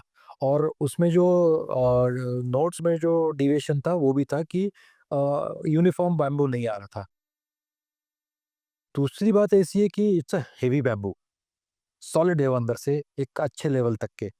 तो हेवी बैम्बू होने के कारण वर्केबिलिटी कम हो जाती है। तो फिर उसके लिए सिर्फ एक ही यूज़ बचा कि आप इसको जला के उसका कोयला बनाओ और ये करो। अगर मैं कोयले के लिए बैम्बू ले रहा हूँ तो 3.5 किलो में अगर 1 किलो कोयला बन रहा है तो मैं नेचुरली कम पैसा दूंगा, तो किसान पैसा नहीं बना पाएगा उसमें। ये कहा गया था कि 1 एकड़ में 40 टन निकलेगा, किसी का 20 टन भी नहीं निकला। और फिर एक बहुत दुखद बात हुई कि हमारे यहाँ पे बैल्कोआ का फ्लावरिंग हुआ। फ्लावरिंग एक ऐसी स्टेज है बैम्बू की कि फ्लावरिंग होने के बाद में पूरा के पूरा आपका क्रॉप मर जाता है। फ्लावरिंग साइकिल रहती है फ्रॉम 35 ईयर्स टू 120 ईयर्स। हर एक स्पीसी की फ्लावरिंग साइकिल अलग होती है। तो इसका फ्लावरिंग जो बोल रहे थे कि ये स्टेराइल वैरायटी है, फ्लावरिंग होगा नहीं, इसमें फ्लावरिंग हुआ। और किसी का 20% फ्लावरिंग हुआ, किसी का 30% हुआ, किसी का 50% हुआ। तो लोगों का विश्वास उठ गया। क्या होता है कि किसान बहुत जल्दी नर्वस हो जाता है और दूर हट जाता है, तो उसमें नुकसान हुआ। तो मैं पहले से बोलता आया हूँ कि वो स्पीसीज लगाओ कि जो हमारे एरिया में गर्मी सस्टेन कर पाए, कम पानी सस्टेन कर पाए। तो जैसा अगर आप नागपुर या सेंट्रल इंडिया का सोचते हो, तो हमारे यहाँ पे ऑलरेडी 2 स्पीसीज बहुत बड़े पैमाने पे है। एक है डेंड्रोकेलामस स्ट्रिक्टस, जिसको यहाँ पे मानवेल बाबू बोलते हैं, या जिसको लाठी बाज भी बोलते हैं। जो आप पूरे ये शामियाना वगैरह देखते होंगे तो अधिकांश वो बांस होता है। और दूसरा है कटांग बाम्बू, जिसमें कि कांटे होते हैं। बाम्बू बहुत सुंदर है, पर कांटे होने के कारण उसका जो हार्वेस्टिंग है वो बहुत डिफिकल्ट होता है। उसके अलावा जो अभी नए स्पीसीज जो शॉर्टलिस्ट की है उसमें टुल्डा है। टुल्डा का नोट डिस्टेंस ज़्यादा होने के कारण उसमें अगरबत्ती की काड़ी बहुत अच्छी निकलती है, उसमें हैंडीक्राफ्ट बहुत अच्छा बनता है। आप उसको कंस्ट्रक्शन में यूज़ कर सकते हो, फर्नीचर में यूज़ कर सकते हो। वही बहुत न्यूटन्स करके एक वैरायटी है, वेरी स्ट्रॉन्ग बैम्बू, बहुत अच्छा स्पीसीज है। एक कोलंबिया का स्पीसीज है गुआडुआ करके, उसको वेजिटेबल स्टील बोलते हैं। अगर आपको मैं बोलूँ कि tensile strength of bamboo is higher than mild steel, तो आप बोलेंगे क्या बकवास कर रहा है। बट वाकया ऐसा है कि tensile strength of bamboo is much higher to mild steel by comparison in weight. तो ऐसी जब चीज़ है तो आप उसको कंस्ट्रक्शन में आप बहुत अच्छे तरीके से यूज़ कर सकते हो उसको। फिर उसके बाद में लॉन्जिस पाथस करके बैम्बू है, वो आप यूज़ कर सकते हो। आप ब्रांडी सा बैम्बू है, वो यूज़ कर सकते हो। एस्पर है, वो यूज़ कर सकते हो। तो ये सारी जो बैम्बू के मैं नाम बता रहा हूँ आपको, एक अंडरडॉग बैम्बू है जो मेरा बहुत फेवरेट है, वो है वल्गैरिस ग्रीन। वल्गैरिस ग्रीन का जो सबसे बड़ा दुनिया का प्लांटेशन जो मैंने सुना हूँ, वो शायद 1 लाख एकड़ का है और वो सिंगल पीस है, और वो है ब्राज़ील में। पर वल्गैरिस ग्रीन का ऐसा है कि उसके बीज नहीं मिलते, तो फ्लावरिंग नहीं होता उसको, और वो सिर्फ वेजिटेटिव प्रोपोगेशन से ही आप उसको इंक्रीज कर सकते हो। But a very beautiful species, size अच्छा है, हाइट अच्छा है, ग्रोथ बहुत प्रोलिफिक है। अगर हम हमारे यहाँ वो बैम्बू के ऊपर में ध्यान देते हैं तो मेरे को लगता है कि हम पूरा लैंडस्केप चेंज कर सकते हैं। We can even have carbon neutral roads. अगर रोड्स के बाजू में बराबर प्लांटेशन किया गया तो जो कार चल रही है, जो ट्रक चल रही है उसके ऊपर में, उसका जो कार्बन है वहाँ पे मिटिगेशन हो सकता है। और इसके ऊपर में बीच में गडकरी साहब ने एक प्रयोग भी किया था, बट अनफॉर्चुनेटली उसमें जितना सक्सेस मिलना चाहिए था वो नहीं मिला, और उसको अगर आप फेल्योर बोलते हैं तो दैट्स अंडरस्टूड। कुछ चीज़ें ज़्यादा नहीं बोलनी चाहिए, तो वो नहीं हो पाएगी क्योंकि उसमें स्पीसी सिलेक्शन गलत हुआ था। उसमें बैल्कोआ लगाया गया था, और बैल्कोआ को पानी लगता है, और पानी नहीं रहा तो वो विल्ट हो जाता है। तो ऐसे स्पीसीज है जो हम लोग बहुत अच्छे तरीके से लगा सकते हैं। और एक कुछ छोटे बैम्बूज भी होते हैं जिससे आप स्ट्रॉ बना सकते हो, तो वो स्पीसीज भी है। फिर उसके बाद हमारे घर में जो झाड़ू होता है, तो वो भी एक स्पीसीज है कि जो 10-11 फीट तक के बढ़ता है। तो उससे वो भी ये अपने एरिया में बहुत अच्छे तरीके से हो सकता है वो। सर मुझे ये नहीं समझा, आपने कहा कि बाम्बू का एक पीरियड रहता है जिसमें उसको फ्लावरिंग होती है। तो फ्लावरिंग मतलब वो बाम्बू का लास्ट स्टेज है। इसका लास्ट स्टेज है। तो ये होता क्यों है? मतलब आपने कहा कि वहाँ की सीड हमने यहाँ पे लाए तो देखिए कैसा है कि हर एक चीज का एक लाइफ साइकिल है। कोई भी अमर नहीं इस पृथ्वी पे। सेम बैम्बू का भी है कि उसका एक पर्टिकुलर लाइफ साइकिल हो गया। उसके बाद में उसमें जितनी ताकत है, वो जो बैम्बू इज द मदर, वो पूरी ताकत लगा के हजारों लाखों सीड्स पैदा करती है एंड फाइनली इट डाइज। अभी अगर आप चंद्रपुर गढ़चिरौली वो बेल्ट में जाओगे तो जंगल में आपको फ्लावरिंग बहुत बड़े पैमाने पे देखने को मिलेगा। जो डेंड्रोबियम स्ट्रिक्टस है, मानविल बाम्बू है, वो पिछले 3 साल से फ्लावरिंग पे है वो। तो ऐसे टाइम पे क्या करता है फॉरेस्ट डिपार्टमेंट, कुछ प्राइवेट लोग वो सीड्स को जमा करते हैं और उसका फिर से प्रोपोगेशन करते हैं। और अगर वो नीचे गिरा तो क्या होता है, इतना ज़्यादा उसका ग्रोथ हो जाता है वहाँ पे कि वो एक दूसरे से compete करते हैं वो, और फिर बराबर ग्रोथ होती नहीं। तो बराबर ग्रोथ होने के लिए सीड्स को कलेक्ट करते हैं साइंटिफिकली, और फिर नर्सरीज में उसको प्रोपोगेट करके पैकेट्स में डाल के फिर से उसका प्लांटेशन होता है जंगल में। तो फ्लावरिंग का जैसे मैं समझ पा रहा हूँ कि आपने एक स्टार्टिंग में आपने कहा था कि वो अंदर ही अंदर काफ़ी फैलता है बाम्बू और जहाँ-जहाँ पे फैलेगा वहाँ वहाँ पे बाम्बू निकलेगा। तो मतलब वो पूरा कंप्लीट सर्कल एक ही यूनिट माना जाएगा उसका। तो मतलब अगर एक में भी अगर फ्लावरिंग आ रहा है तो एवरी कंप्लीट यूनिट उसमें इन्वॉल्व हो रहा है। One plum is one family one mother. Okay, कैसा है कि आप एक पुस्तक देख के अगर लेमैन टर्म्स में देखें तो वो पेड़ का एक स्टम्प है जिसमें से अलग अलग ब्रांचेस निकल रही है। पोल्स को आप ब्रांचेस मान सकते हो। यू कैन कंसिडर कि ये पोल्स निकल रहे हैं बाहर, इसके ब्रांचेस है ये। वो एक ही मदरशिप है कि जिसमें से सारा बाहर निकल रहा है। वो it's not different, it's one individual. तो अगर 1 एकड़ में अगर फार्मिंग की जाएगी, तो वो थ्रू आउट द 1 एकड़ मतलब वो एक ही क्लम्प रहना। नहीं नहीं नहीं नहीं, 1 एकड़ में है आप 140 से लेके तो 400 तक के पेड़ लगा सकते हो, depending upon species. Small bamboo, medium bamboo and large bamboo. Large bamboo में बैम्बूसा बैम्बूसा ने कटांग बैम्बू आता है, एस्पर आता है, ब्रांडिसाई आता है। तो इसके कम पेड़ लगाते हैं। अब जैसा टुल्डा है, tulda is a medium density bamboo, तो वो आप 400 तक के लगा सकते हो। तो एक का दायरा जो है वो करीबन समझ लो कि एक कुछ मीटर का एक दायरा रहता है। तो that is the colony of one bamboo. और तो फ्लावरिंग जो अफेक्ट करेगा सिर्फ एक ही कॉलोनी को करेगा। नहीं, फ्लावरिंग होगा तो वो जैसा एक स्पीसी अगर फ्लावरिंग हुआ तो वो सिर्फ नागपुर में नहीं हुआ, वो जहां जाएगा पूरी दुनिया में होगा। कि मतलब इट्स अ साइकिल। अच्छा, it's a cycle for that particular species, that no matter where it will flower. अगर नॉर्थ ईस्ट में है तो नॉर्थ ईस्ट में भी फ्लावर होगा, अगर नागपुर में तो नागपुर में भी फ्लावर होगा। यानी अभी बेसिक पॉइंट में वो एक क्लॉक है, उसका जेनेटिक क्लॉक है। वो जैसे ट्रिगर होता है तो सब जगह में उसका फ्लावरिंग होता है। यानी मेरे घर पे भी अगर वही ब्रीड है और आपके घर पे भी वही ब्रीड है, तो 100। मतलब सेम टाइम पे दोनों में फ्लावरिंग चालू है। मैंने आपको मैं बताता हूँ कि जब वहाँ फ्लावरिंग चालू हुआ चंद्रपुर में, तो ये अपना नील्टो है ना, ऑर्डिनेंस फैक्ट्री, वहाँ पे हमारे एक सर है, उनका खेत है, उनके यहाँ भी है, उनके यहाँ भी फ्लावरिंग हुआ। और उस टाइम पे मतलब होता क्या एग्जैक्टली मतलब बाम्बू होता है तो उतना सस्टेनेबल नहीं रहता है वो। नहीं नहीं नहीं नहीं, फ्लावरिंग होता है ना, उसको फूल आते हैं। अच्छा, उसको फूल आते हैं और उसमें सीड्स देते हैं, और फिर वो धीरे धीरे पूरा प्लांट सूख जाता है वो। ओके।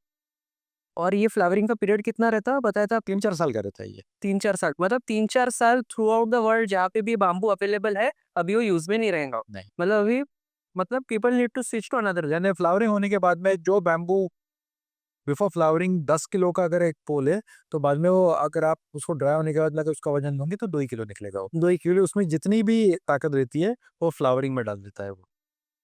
अच्छा, मतलब फिर अभी फिर कुछ सालों के लिए फिर उस ब्रीड को छोड़ दो फिर switch to next breed. Next, फिर ऐसे कर कर इसीलिए मल्टी स्पीसी का अगर प्लांटेशन किया तो वो कंडीसिव रहता है कि आपका पूरा निर्भर एक स्पीसी पे नहीं है।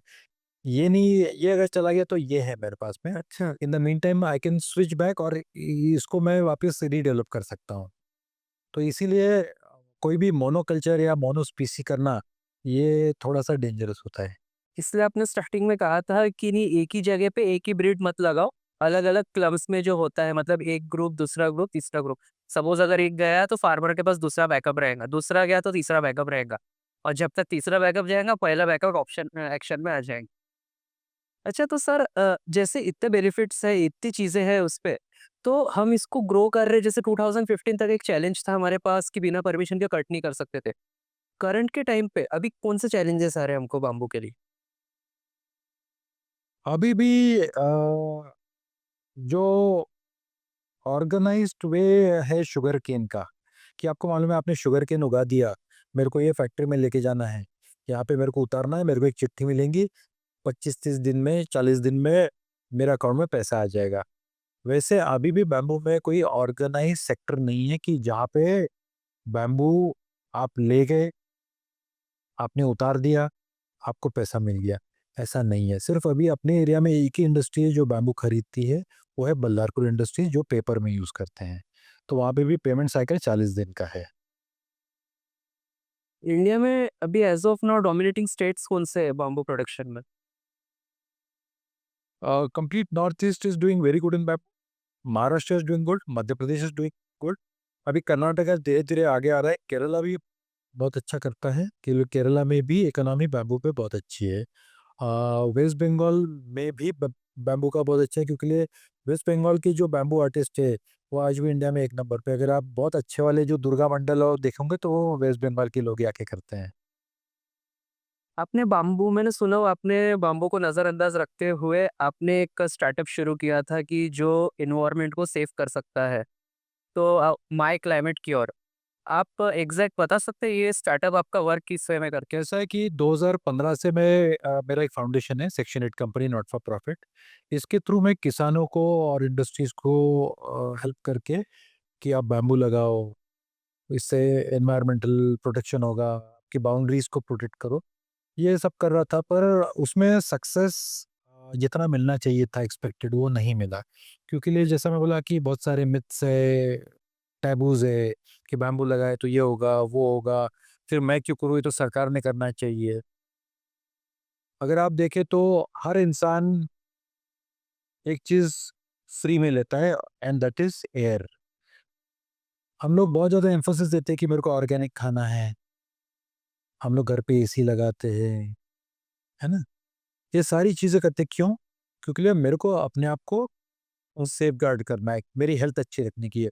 पर आदमी उस टाइम भूल जाता है कि सबसे अहम चीज़ है प्राणवायु, what you are breathing in breathing out every few seconds.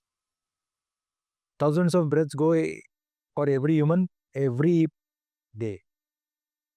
कितना ऑक्सीजन हम लोग अंदर लेते हैं छोड़ते हैं, पर हम कभी उसका मूल्य देखते नहीं। अगर उसका मूल्य देखा तो एक लाइफ टाइम में करोड़ों रुपए का ऑक्सीजन हम लोग अंदर लेते हैं और छोड़ते हैं, अगर आप उसका कैलकुलेशन करें तो।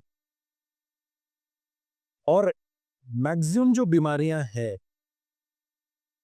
वो प्रदूषण के कारण है, cancer is due to that. और अभी एक्यूआई लेवल जो रहता है, एम्बिएंट एयर क्वालिटी जो लेवल्स है, पिछले कुछ हफ्तों में नागपुर का मुंबई और पुणे से ज़्यादा था, 150 तक के पहुंच गया था। 50 इज द कट ऑफ, यानी हम लोग 3 टाइम्स थे। आप कोई भी यूरोपियन देश में चले जाओ, एक्यूआई लेवल अगर आपके मोबाइल पे आप देखते हो तो ऑटोमेटिकली आ ही जाता है, तो आपको दिखेगा 10, 15, 20। तो ऐसा क्या है हम लोगों ने पाप किया कि हमारे यहाँ पे इतना ज़्यादा है? अ, हम लोग अभी दुनिया में दूसरे नंबर पे हैं डिफॉरेस्टेशन में। लाइक हम लोग जब तक की अभी बात कर रहे हैं तो हजारों एकड़ फॉरेस्ट कट गया होगा। Every few seconds one football field worth of forest is cleared. और आम आदमी, इवन पढ़ा लिखा आदमी, अवेयर लोग जो है कोई ध्यान देते नहीं है कि my life span is going down because of this. Delhi में जो लोग रहते हैं एवरेज आदमी से उनका 5.6 ईयर्स लाइफ कम हो रहा है, क्योंकि वहाँ पर एक्यूआई लेवल 600 है।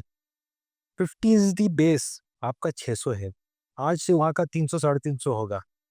तो जब इतना प्रदूषण आपके अंदर जा रहा है, तो आप ना स्मोक करते हुए 10-15 सिगरेट तो वैसे ही स्मोक कर रहे हो आप, क्योंकि सिर्फ कार्बन नहीं है, सारे बाकी के भी गैसेस है उसमें। और कुछ गैसेस का जो GW पोटेंशियल होता है वो 25,000 टाइम्स ज्यादा है कार्बन से। अब लोग बोलते हैं कि कार्बन बढ़ गया, कार्बन हमारे पूरे वेदर सिस्टम में कार्बन कितना है तो 0.04%, जस्ट 0.04% है। और उसमें थोड़ा सा भी कम ज़्यादा हो गया तो ग्लोबल वार्मिंग होता है, क्योंकि उसके जो पार्टिकल्स हैं वो हीट को अब्जॉर्ब करके अर्थ में छोड़ते हैं।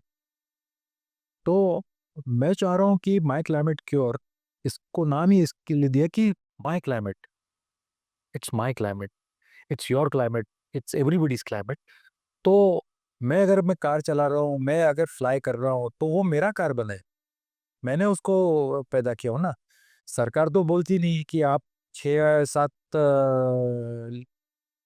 किलोमीटर पर लीटर की गाड़ी चलाओ। No government tells you. तो आपका आपका है ना ये, कि मेरे को एसी चाहिए। ACs are a big contributor for global warming. तो ये सारी चीजें देखते हुए माय क्लाइमेट क्योर का जो बेस है कि आप अपना कैलकुलेट करो कार्बन फुटप्रिंट। आप अगर मेरे वेबसाइट पे जाते हो तो वहाँ पे कैलकुलेटर बना हुआ है, उसमें आप सारे आपके फिगर्स डालो कि मैं कितना किलोमीटर गाड़ी घूमता हूँ, मेरी गाड़ी का एवरेज कितना है, तो आपको कितना आपका कार्बन फुटप्रिंट आ रहा है वो बताएगा। अगर आप मोटरसाइकिल चलाते हो तो आपका कार्बन फुटप्रिंट, अगर आपके घर में बिजली जल रही है तो उसका कार्बन फुटप्रिंट, इवन आप ऑनलाइन शॉपिंग करते जो हो उसका कार्बन फुटप्रिंट है। आप अगर मोबाइल पे 1 मिनट बात करते हो, सिर्फ 1 मिनट, तो 50 ग्राम का कार्बन फुटप्रिंट है उसका। अगर आप एक एसएमएस भेजते हो, एक स्माइली भेजते हो, उसका कार्बन फुटप्रिंट है। लोग बोलते हैं मैं तो सिर्फ एक एसएमएस भेजा हूं, but for that message to travel उसको बिजली लगती है, उसको सर्वर्स लगते हैं, टावर्स लगते हैं, सब सब बिजली पे चालू है। अगर मैं आपको आज यहाँ से यहाँ एसएमएस भेजूँ तो आप मेरे फोन से आपके फोन में थोड़ी आने वाला है, वो पूरा सर्किट लेके आपके पास में आएगा ना। जब हमारा फोन काम भी नहीं कर रहा है तो भी नेटवर्क उसको जिंदा रख रहा है, giving the packets and giving the signals. तो हर चीज में बिजली लगती है। तो ये अगर हम लोग अच्छे तरीके से इसमें सहभागी हो जाते हैं और करते हैं, तो हम लोग क्या करेंगे कि जो ओपन लैंड्स है गवर्नमेंट की, शहर की मेरा एक ऐसा विचार है कि नागपुर शहर हो गया या और भी कोई शहर हो गया, उसके बाजू में एक अगर बड़ा बफर जोन बनाते हैं, जो भी वहाँ पे ओपन स्पेसेस मिलती है रोड के साइड वगैरह में। रोड के साइड्स में, शहर की बाउंड्री के बाहर में, स्टेट की बाउंड्री, विलेज बाउंड्री, अगर हम लोग बहुत अच्छा डेंस प्लांटेशन करते हैं तो नेचुरली जो गर्म हवाएं चलती है, जो डस्ट आती है, जो पैथोजेंस आते हैं, उसको कहीं ना कहीं हम अरेस्ट कर पाएंगे। नाले हैं, नदियां हैं, ओपन स्पेसेस है, ओपन स्पेसेस एनक्रोच होती है। अगर वो ओपन स्पेसेस में हम लोगों ने प्लांटेशन कर दिया तो वो स्पेसेस भी ग्रीन दिखेगी, और ग्रीनरी ऐसी है कि हर एक को भाती है। ग्रीन इज अ कलर जो देखो तो एकदम आदमी शांत हो जाता है। तो इसको हम बड़े पैमाने पे लेके जाएंगे और मैक्सिमम लोगों को अपील करेंगे कि आप इसमें आइए। जैसे अगर नागपुर को लग के कोई किसान है, उसके पास जगह है पर उसके पास में पैसा नहीं है, तो ये जो हम लोग प्लांटेशन करेंगे तो उसको पूरा फाइनेंस करेंगे कि आप लगाइए, और ये सारा जो प्लांटेशन है ये जीआईएस से मॉनिटर होगा। और हम लोग कोशिश कर रहे हैं कि हमको कोई सैटेलाइट बेस्ड अगर एप्लीकेशन मिली कि जो इसको मॉनिटर कर सकता है, तो वो भी हम लोग हमारे वेबसाइट में एम्बेड करेंगे। और मैक्सिमम इसमें क्लैरिटी देने की कोशिश करेंगे कि जिसने भी अपना कार्बन फुटप्रिंट निगेट किया है पैसा देके, तो he should follow the growth of his trees. Usually क्या होता है कि फ्लाई बाय नाइट ऑपरेटर्स आते हैं, लोग बोलते हैं कि हम ये करेंगे, हम वो करेंगे, थोड़ा सा पैसा जमा करके दुकान बंद कर देते हैं। पर ये दुकान बंद करना यानी एक बहुत बड़ा एक पाप है ये, कि आपने एक बहुत अच्छा काम चालू किया है कि जिसमें कि पूरा समूह अगर मिलके करता है ये, तो आने वाले हमारे जनरेशन्स के लिए एक बहुत अच्छा क्लाइमेट का हम लोग एक पूरा पाथवे बना सकते हैं कि जिसमें उनकी हेल्थ और ये सब बहुत अच्छे तरीके से मेंटेन हो सकती है।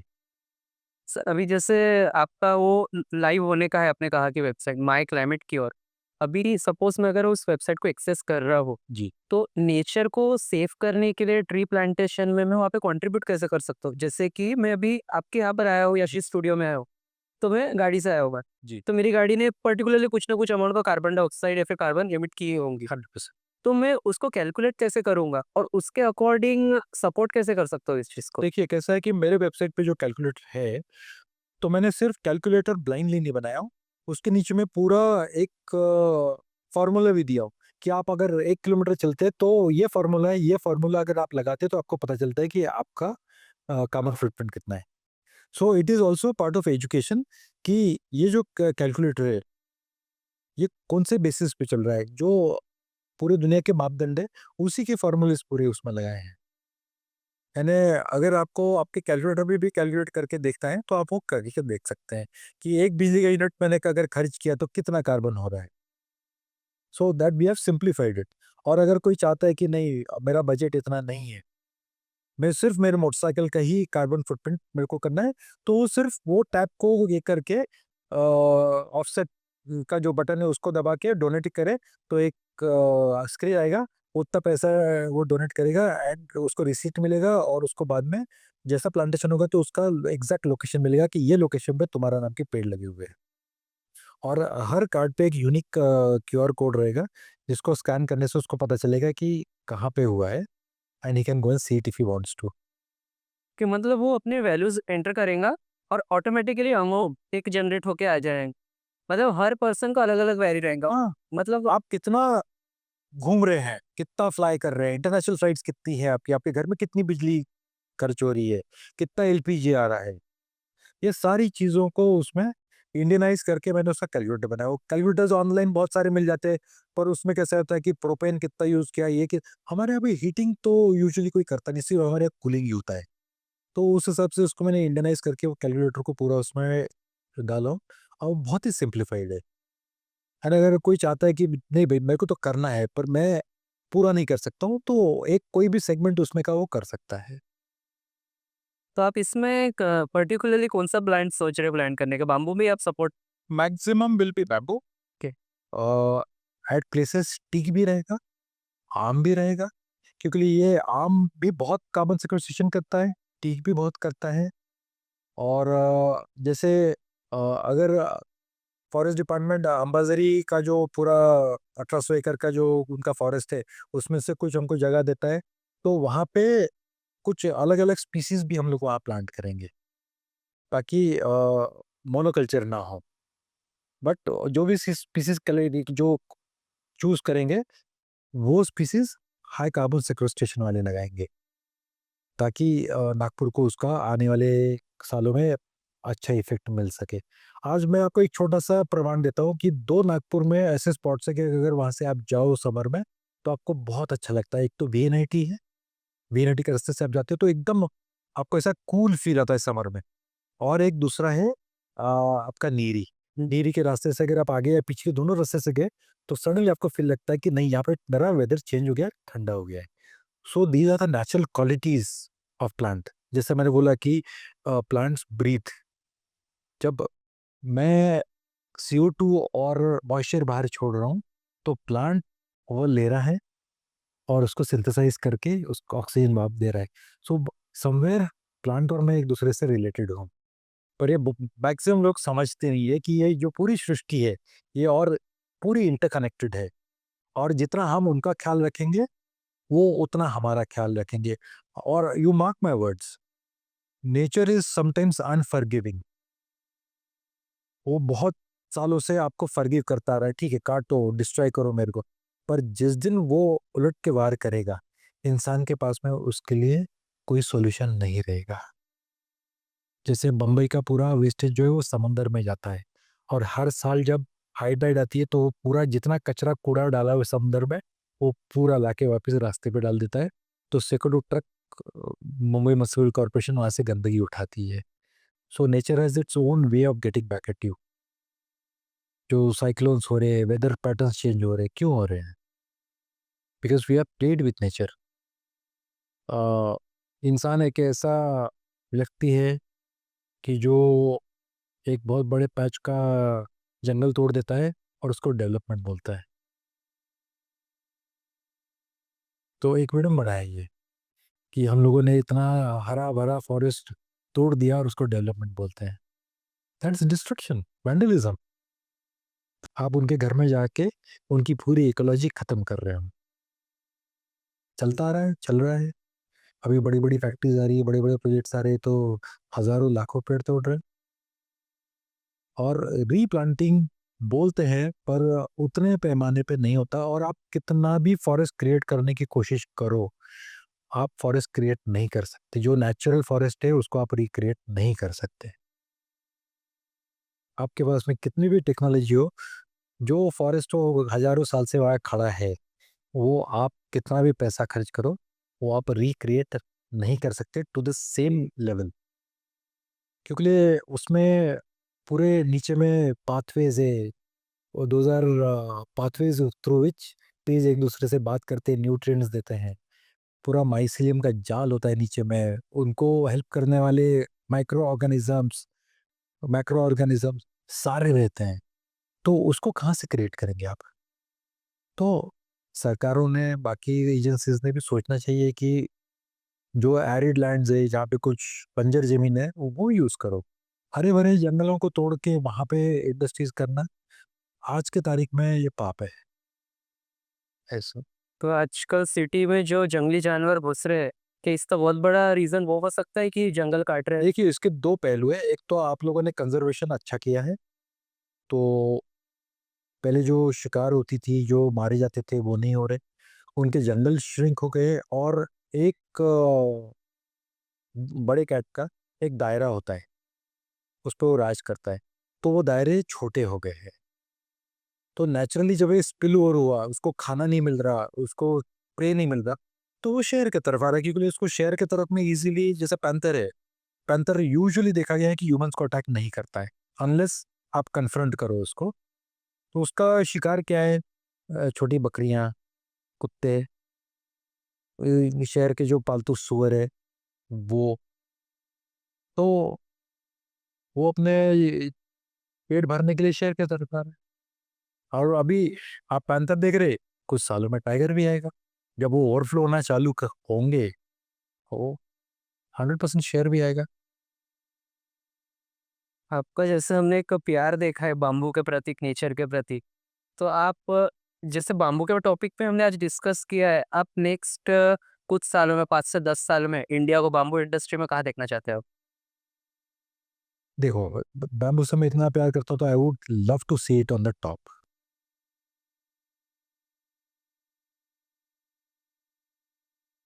रोड ब्लॉक्स है कुछ,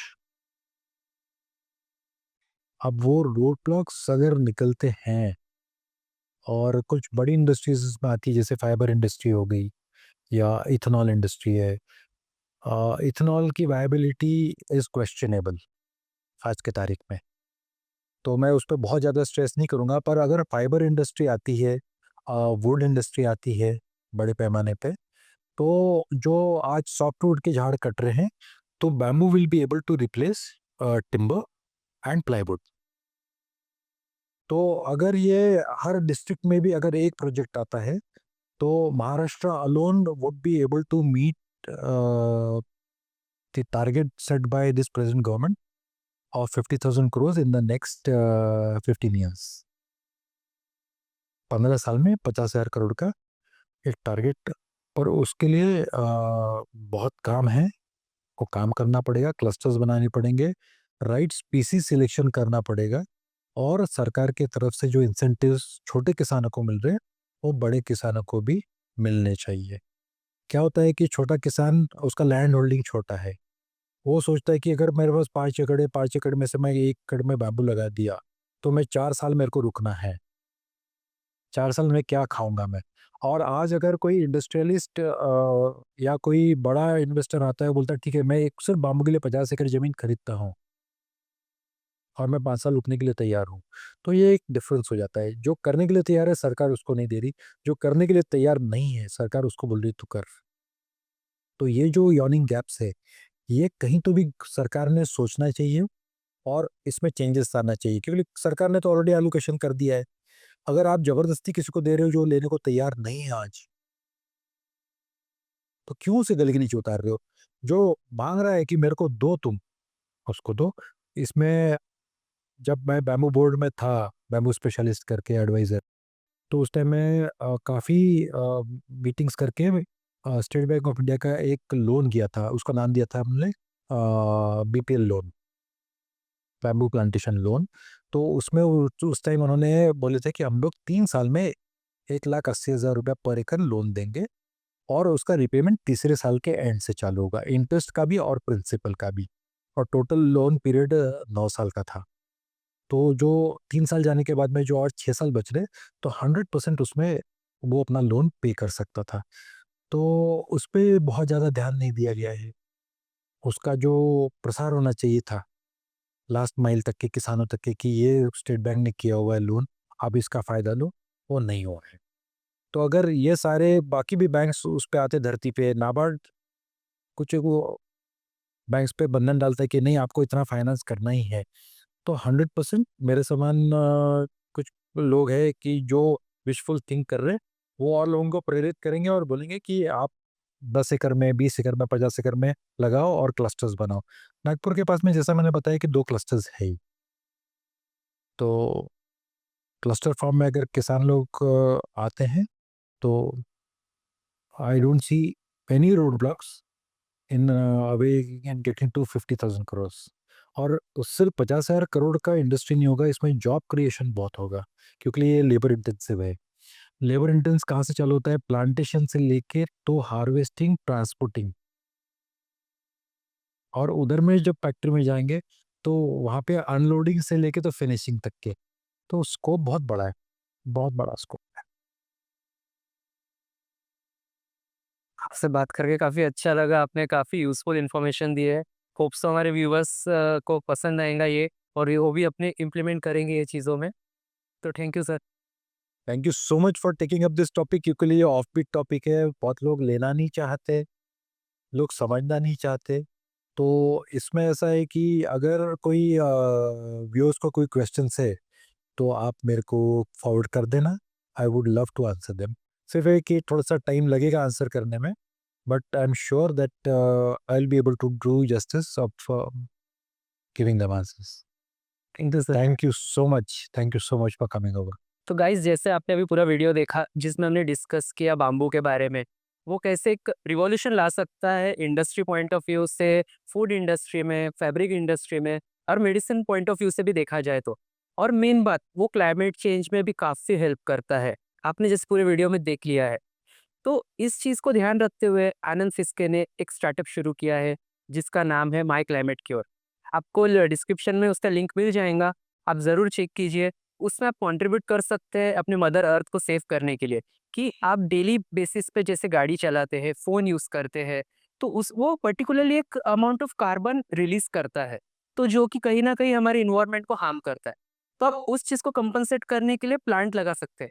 बट प्लांट लगाने के लिए हमें घर से बाहर निकलना पड़ेगा, प्लांट लगाना पड़ेगा, तो वो एफर्ट सर खुद ले रहे हैं। तो आप बस उस वेबसाइट पे जाइए, अपना आप पर्टिकुलरली जो चीज़ें यूज़ कर रहे हैं उसकी डिटेल्स डालिए, एक ऑटोमेटेड वो जनरेट करके दिखाएगा कि आपने कितने कार्बन्स एमिट किए हैं और उसको कंपनसेट करने के लिए आप क्या कंट्रीब्यूट कर सकते हैं। तो आप ज़रूर चेक कीजिए, ये काफ़ी हेल्पफुल चीज़ है हमारे नेचर को बचाने के लिए, क्लाइमेट को कंट्रोल रखने के लिए। So thank you.